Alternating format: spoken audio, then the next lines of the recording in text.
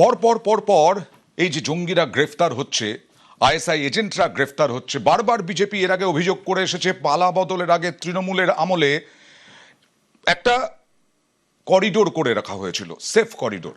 সেই সেফ করিডোরটা জঙ্গিদের জন্য, জঙ্গিদের আশ্রয়ের একেবারে সেফ জায়গা ছিল এই পশ্চিমবঙ্গ। বারবার পালা বদলের পর বারবার গ্রেফতার। কি বলছেন অর্জুন সিং, কি বলছেন তাপস রায়, দেখুন। পশ্চিম বাংলা হলো সেফ জায়গা করে রেখেছিল পুরনো সরকার। এখানে জিহাদিদের সংগঠন সক্রিয় ছিল, খারিজি মাদ্রাসা বর্ডার এলাকা সক্রিয় ছিল। তার জন্য ওরা সাহস পেয়ে এই জায়গাটাকে সেফ জায়গা বানিয়ে নিয়েছিল।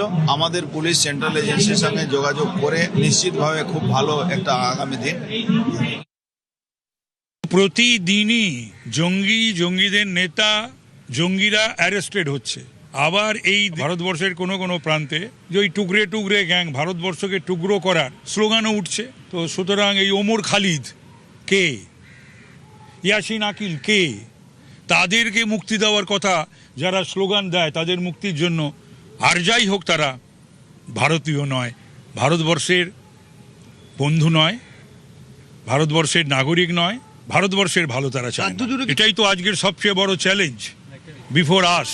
আমরা যারা ভারত মাতার সুসন্তান তাদের সামনে, রাষ্ট্রবাদীদের সামনে, জাতীয়তাবাদীদের সামনে এটাই সবচেয়ে বড় চ্যালেঞ্জ যে ওই শক্তিকে পরাস্ত করতে হবে।